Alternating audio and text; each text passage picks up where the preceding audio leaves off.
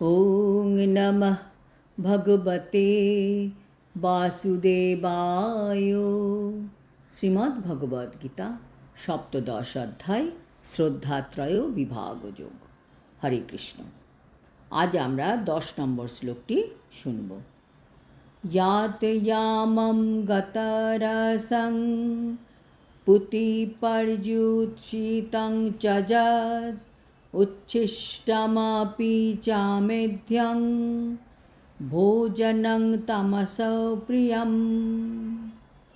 অনুবাদ: আহারের এক প্রহর পূর্বে রান্না করা খাদ্য নীরস, দুর্গন্ধযুক্ত, পচা এবং অপরের উচ্ছিষ্ট ও অমেধ্য দ্রব্য তামসিক ব্যক্তিদের প্রিয়। তাৎপর্য: আমরা খাবার কেন খাই? খাদ্যের উদ্দেশ্য কী? খাদ্যের উদ্দেশ্য হচ্ছে আমাদের আয়ু বর্ধন করা, আর মনকে পবিত্র করা এবং শরীরের শক্তি বৃদ্ধি করা। সেটি তার একমাত্র উদ্দেশ্য। আগেকার দিনে মুনি ঋষিরা বলদায়ক ও আয়ুবর্ধক সমস্ত খাদ্যদ্রব্য নির্বাচন করে গেছেন, যেমন দুগ্ধজাত খাবার, শর্করা, অন্ন, গম, ফল এবং শাকসবজি। যারা সাত্ত্বিক ভাবাপন্ন তাদের কাছে এই ধরনের খাদ্য অত্যন্ত প্রিয়। অন্য কিছু খাদ্যদ্রব্য যেমন ভুট্টার খই ও গুড় খুব একটা সুস্বাদু না হলেও দুধ বা অন্য কোনো খাদ্যের সঙ্গে মিশ্রিত করলে সেগুলিও সুস্বাদু হয়ে ওঠে। তখন সেগুলি সাত্ত্বিক আহারে পরিণত হয়। এই সমস্ত খাদ্যগুলি স্বভাবতই খুবই পবিত্র। এই সমস্ত খাদ্যদ্রব্য মদ্য, মাংস আদি অস্পৃশ্য বস্তু থেকে সম্পূর্ণরূপে স্বতন্ত্র। অষ্টম শ্লোকে যে স্নিগ্ধ বা স্নেহ জাতীয় খাদ্যের বর্ণনা করা হয়েছে তার সঙ্গে হত্যা করা পশুর চর্বির কোনো সম্পর্ক নেই। সমস্ত খাদ্যদ্রব্যের মধ্যে শ্রেষ্ঠ এবং সবচেয়ে আশ্চর্যজনক যে খাদ্য দুধ, তাতে যথেষ্ট পরিমাণে স্নেহ পদার্থ আছে।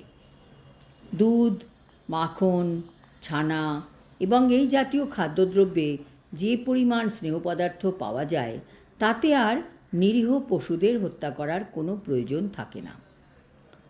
শুধুমাত্র পাশবিক মনোবৃত্তির ফলেই এই সমস্ত পশু হত্যা হয়ে চলেছে।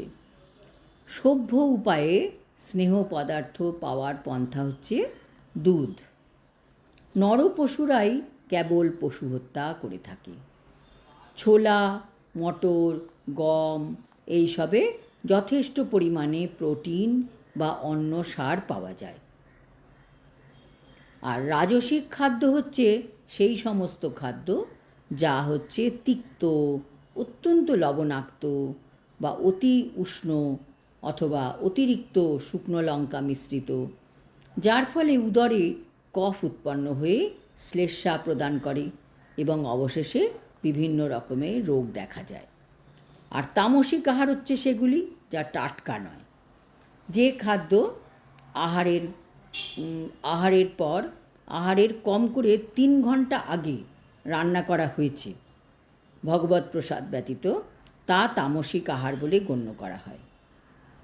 যেহেতু তা পচতে শুরু করেছে তাই এই সমস্ত খাদ্য দুর্গন্ধযুক্ত। সেগুলি তমগুণ সম্পন্ন মানুষদের আকৃষ্ট করে, কিন্তু সাত্ত্বিক ভাবাপন্ন মানুষেরা তা সহ্য করতে পারে না। আর ভগবানকে নিবেদিত প্রসাদ বা সাধু মহাত্মার প্রসাদ, বিশেষ করে গুরুদেবের উচ্ছিষ্ট প্রসাদ অবশ্যই গ্রহণ করা যেতে পারে। তা না হলে উচ্ছিষ্ট খাদ্য তামসিক বলে গণ্য করা হয়। কারোর উচ্ছিষ্ট খাওয়া উচিত নয় এবং তার ফলে রোগ সংক্রামিত হয়।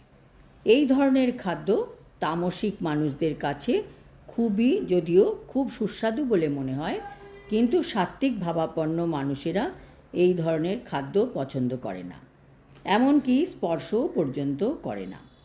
শ্রেষ্ঠ খাদ্য হচ্ছে সেই খাদ্য যা পরমেশ্বর ভগবানকে নিবেদন করা হয়েছে। ভগবদ্গীতায় ভগবান বলেছেন যে শাকসবজি, ময়দা, দুগ্ধ আদি থেকে প্রস্তুত আহার্য যখন ভক্তি সহকারে তাকে নিবেদন করা হয়, তিনি তা গ্রহণ করেন। পত্রং পুষ্পং ফলং তোয়ম। অবশ্য ভক্তি ও প্রেমই মুখ্য বস্তু, যা পরমেশ্বর ভগবান গ্রহণ করে থাকেন। কিন্তু এটিও উল্লেখ করা হয়েছে যে বিশেষভাবে প্রসাদ তৈরি করতে হয়। শাস্ত্রের নিয়ম অনুসারে প্রস্তুত এবং পরমেশ্বর ভগবানকে নিবেদিত প্রসাদ বহু পূর্বে তৈরি হলেও তা গ্রহণ করা যেতে পারে, কারণ ভগবানের উদ্দেশ্যে নিবেদিত খাদ্য সবসময় হয় চিন্ময়। তাই সকলের জন্য খাদ্যদ্রব্য জীবাণুমুক্ত, আহার্য ও সুস্বাদু করে তুলতে হলে তা অবশ্যই পরমেশ্বর ভগবানকে নিবেদন করা উচিত। আজ এই পর্যন্ত। এর পরের শ্লোকে আমরা জানতে পারব কিভাবে সাত্ত্বিক যজ্ঞ অনুষ্ঠান করা যাবে, যা হবে আকাঙ্ক্ষা বর্জিত। হরি ওম তৎসৎ। হরে কৃষ্ণ।